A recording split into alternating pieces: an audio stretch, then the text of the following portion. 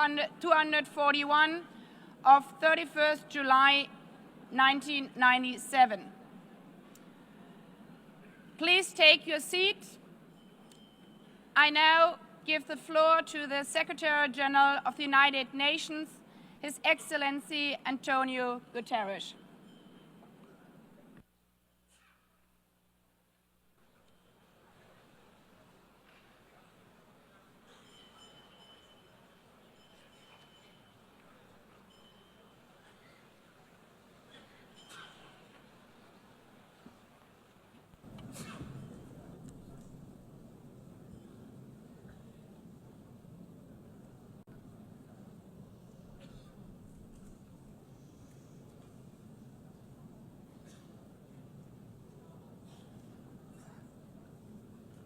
Please, could you take your seats?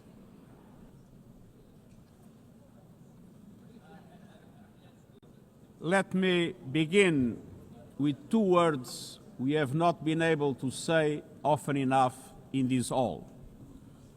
Madam President.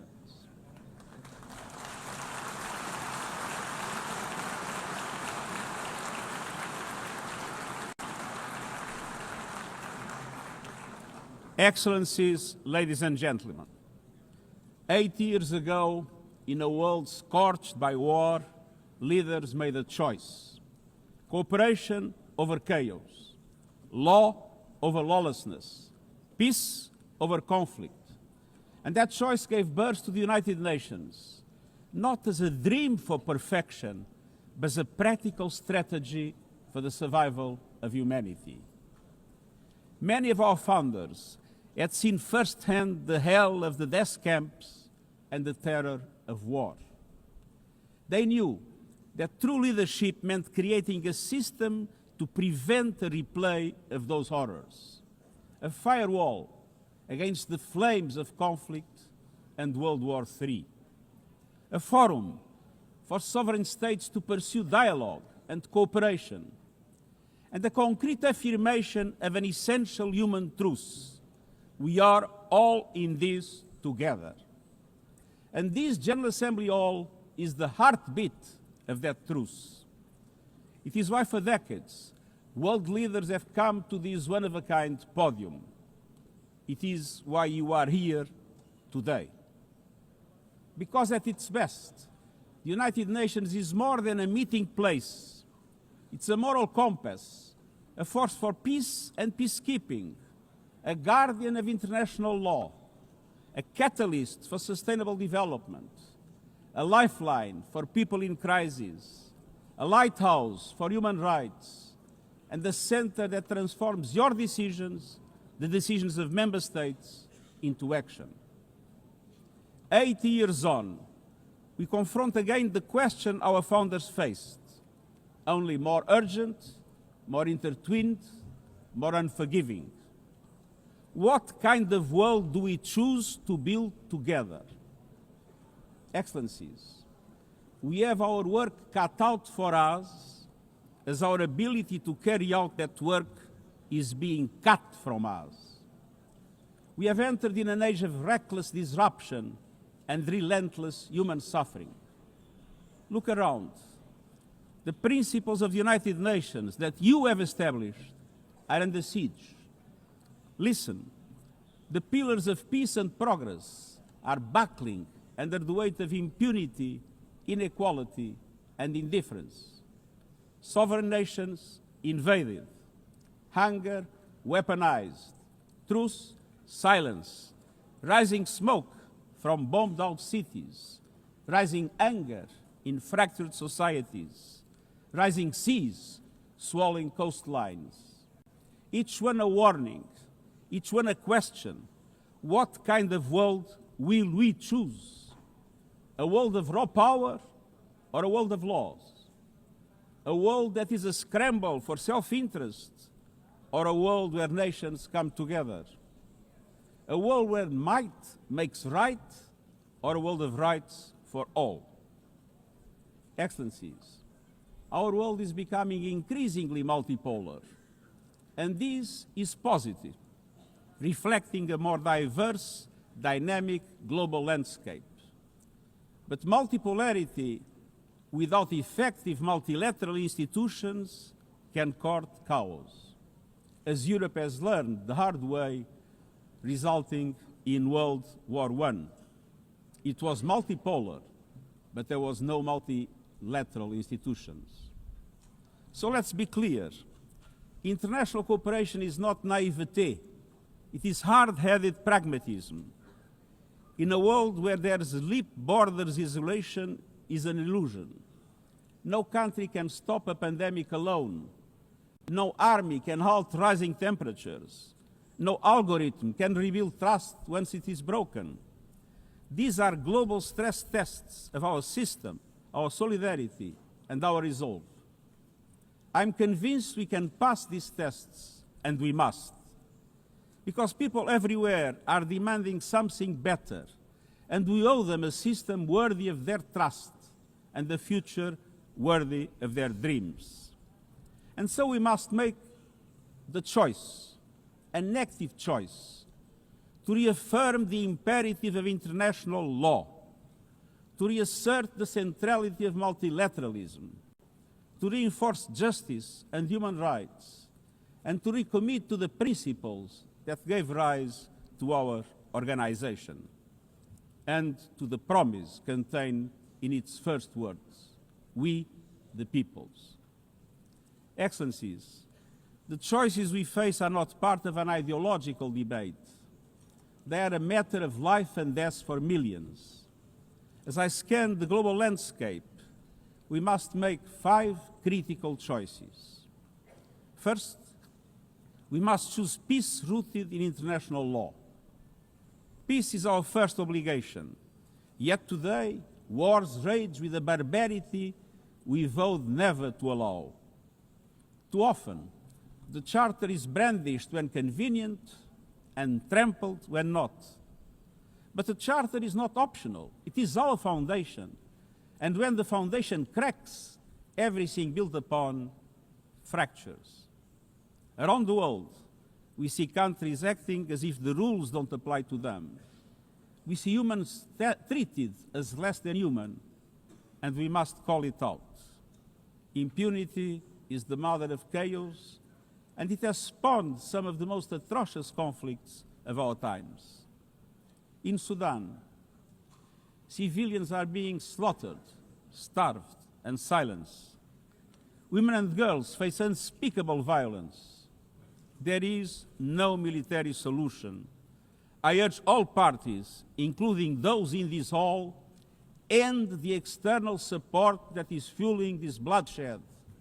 Push to protect civilians, because the Sudanese people deserve peace, dignity, and hope. In Ukraine, relentless violence continues to kill civilians, destroy civilian infrastructure, and threaten global peace and security. I commend recent diplomatic efforts by the United States and others. We must work for a full ceasefire and a just, lasting peace in accordance with the Charter, UN resolutions, and international law. In Gaza, the horrors are approaching a third monstrous year. They are the result of decisions that defy basic humanity. The scale of death and destruction are beyond any other conflict in my years as Secretary General. The International Court of Justice has issued legally binding provisional measures in the case named Application of the Convention on the Prevention and Punishment of the Crime of Genocide in the Gaza Strip. Since then, a famine has been declared and the killing has intensified. The measures stipulated by the ICJ must be implemented fully and immediately.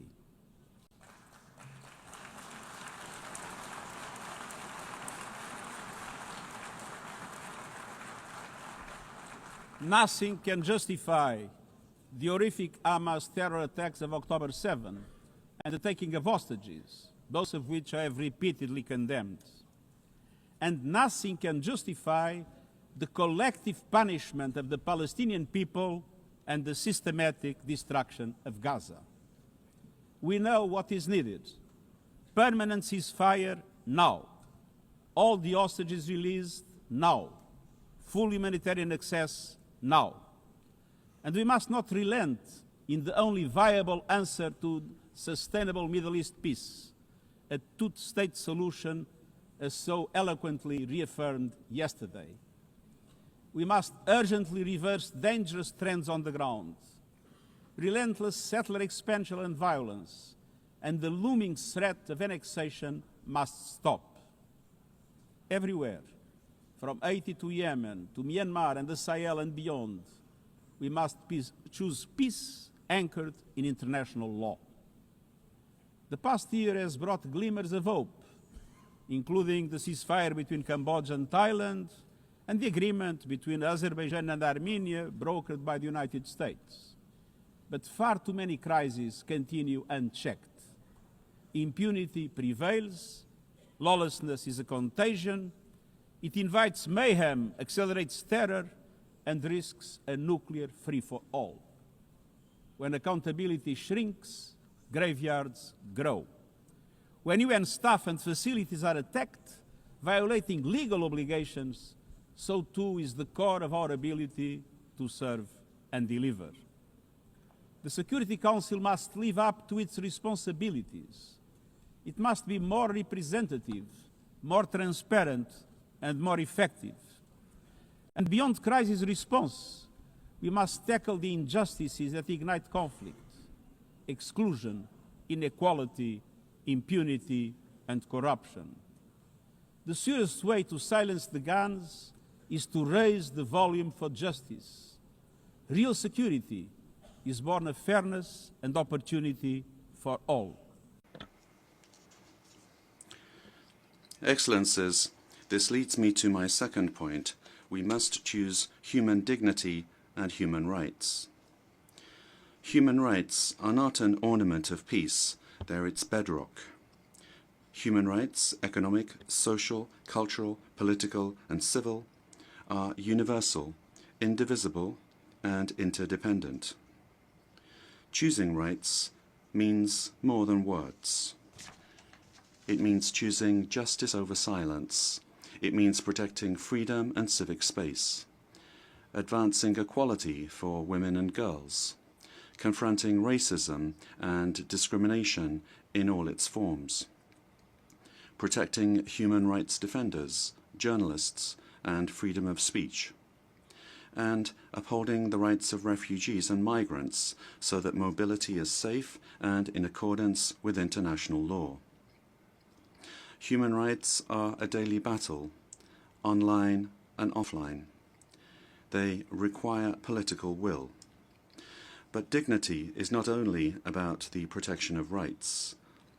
It is about rights fulfilled through inclusive and resilient development. Rights that put an end to poverty and hunger. Rights that open doors to education, health, and opportunity.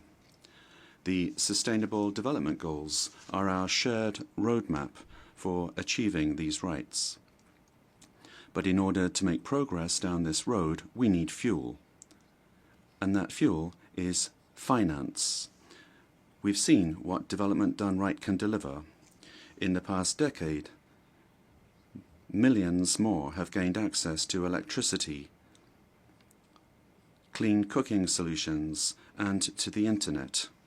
Child marriage is in retreat. Women's representation is growing, but cuts to aid are wreaking havoc.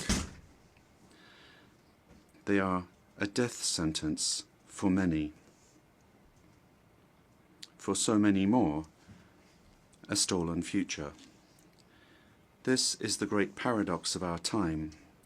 We have the solutions, but we are siphoning off the fuel that would make it possible to make progress. To choose dignity, we must choose financial justice and solidarity. We need to reform the international financial architecture so that it drives development for all. With bigger and bolder multilateral development banks, lending more, and mobilizing more private capital for developing countries. with faster and fairer debt relief mechanisms, helping every country in crisis, including middle-income countries. Protecting natural resources by tackling illicit financial flows and abusive tax practices that rob societies of their future. And global financial institutions that represent today's world, with far greater participation of developing countries in terms of their composition and their decision-making. So let us choose a global economy that works for everyone, men and women. Let us choose human rights and dignity. And let us equip ourselves with the means to ensure a transition for people and the planet. Excellencies, this brings me to the third choice. We must choose climate justice. The climate crisis is accelerating, but so are the solutions. The clean energy future is no longer a distant promise. It's already here. No government, industry, or special interest can stop it. But some are trying, hurting economies, locking in higher prices, and squandering a historic opportunity. Fossil fuels are a losing bet. Last year, almost all new power capacity came from renewables, and the investment is surging.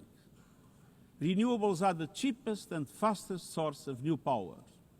They create jobs, drive growth, shield economies from volatile oil and gas markets, connect the unconnected, and can free us from the tyranny of fossil fuels.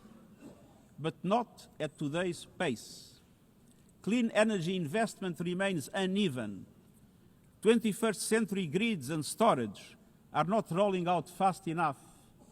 And public subsidies, taking from taxpayer money, still flow to fossil fuels over clean energy by a factor of 9 to 1. Meanwhile, emissions, temperatures, and disasters keep rising. And those least responsible suffer the most. Science says limiting global temperature rise to 1.5 degrees by the end of this century is still possible, but the window is closing. The International Court of Justice has affirmed the legal obligation of states. We must step up action and ambition, especially through strengthened national climate plans. Tomorrow, I will welcome leaders to announce new targets. The G20, the biggest emitters, must lead, guided by common but differentiated responsibilities. But all countries must step up and do more as we head to the UN Climate Conference in Brazil. By accelerating action in energy, forests, methane, and industrial decarbonization. By defining a credible roadmap to mobilize $1.3 trillion annually in climate finance by 2035 for developing countries. By supporting just transitions, by doubling finance for adaptation to at least $40 billion this year, and rapidly deploying proven tools to unlock billions more in concessional finance. And by capitalizing the Loss and Damage Fund with significant contributions. All of these requires government, international financial institutions, philanthropies, civil society, and the private sector to work together, to provide fiscal space to developing countries and unlock new innovative sources of finance at scale, including solidarity levies on high-emitting sectors and debt swaps. We have the solutions and tools, but we must choose climate justice and climate action. First, we must choose to put technology at the service of humanity. Artificial intelligence is rewriting human existence in real time, transforming how we learn, work, communicate, and what we can trust. And the question is not how to stop it, but how to steer it for the greater good. Technology must be our servant, not our master. It must promote human rights, human dignity, and human agency. Yet today, AI's advancement in outpacing regulation and responsibility and is concentrated in a few hands. And the risks are expanding to new frontiers, from biotech to autonomous weapons. We are witnessing the rise of tools for mass surveillance, mass social control, mass disruption, and even mass destruction. Tools that can drain energy, strain ecosystems, and intensify the race for critical minerals, potentially stoking instability and conflict. Yet, these technologies remain largely ungoverned. We need universal guardrails and common standards across platforms. No company should be above the law. No machines should decide who lives or dies. No system should be deployed without transparency, safety, and accountability. Last month, this Assembly took a historic step, establishing an independent international scientific panel on AI and an annual global dialogue on AI governance. Two new pillars of a shared architecture, connecting science with policy to bring clarity and foresight, enabling innovation to flourish while advancing our values and our rights, and ensuring governments, companies, and civil society can help shape common norms. We must build on these mechanisms and close the capacity gap. All countries must be able to design and develop AI, not just to consume it. I have proposed voluntary financing options to build AI computing power, data, and skills in developing nations. No country should be locked out of the digital future or locked into systems it cannot shape or trust. And governments must lead with vision, and companies must act with responsibility. And we, the international community, must ensure that technology lifts up humanity. So let us choose cooperation over fragmentation, ethics over expediency, and transparency over opacity. Technology will not wait for us, but we can still choose what it serves. So let us choose wisely. Fifth and finally, to meet all these goals, we must choose to strengthen the United Nations for the 21st century. The forces shaking our world are also testing the foundations of the United Nations system. We are being hit by rising geopolitical tensions and divisions, chronic uncertainty, and mounting financial strain. But those who depend on the United Nations must not be made to bear the cost, especially now, when for every dollar invested to support our core work to build peace, the world spends $750 on weapons of war. This is not only unsustainable, it is indefensible. In this moment of crisis, the United Nations has never been more essential. The world needs our unique legitimacy, our convening power, our vision to unite nations, to bridge divides and confront the challenges before us. The Pact for the Future has shown your determination to build a United Nations that is stronger, more inclusive, and more effective. That is the logic and the urgency of our UN80 initiative. We are moving swiftly and decisively. I put forward concrete proposals, a revised budget for 2026 that strengthens accountability, improves delivery, and cuts costs. Practical reforms to implement mandates more effectively and efficiently with greater impact. And ideas to spark a paradigm shift in the structure of the UN and how its parts work together. Most of these decisions rest with you, the member states, and we will move forward in full respect of the established procedures. Together, let us choose to invest in a United Nations that adapts, innovates, and is empowered to deliver for people everywhere. Excellencies, my overriding message comes down to this. Now is the time to choose. It's not enough to know what the right choices are. I urge you to make them. I grew up in a world where choices were few. I was raised in the darkness of dictatorship, where fear silenced voices and hope was nearly crushed. Yet, even the bleakest hours, especially then, I discovered a truth that has never left me. Power does not reside in the hands of those who dominate or divide. Real power resides from people, from our shared resolve to uphold dignity, to defend equality, to believe fiercely in our common humanity and the potential of every human being. I learned early to persevere, to speak out, to refuse to surrender, no matter the challenge, no matter the obstacle, no matter the hour. We must and we will overcome. Because in a world of many choices, there is one choice we must never make, the choice to give up. We must never give up. That is my promise to you, for peace, for dignity, for justice, for humanity, for the world we know is possible when we work as one. I will never, ever give up. Thank you.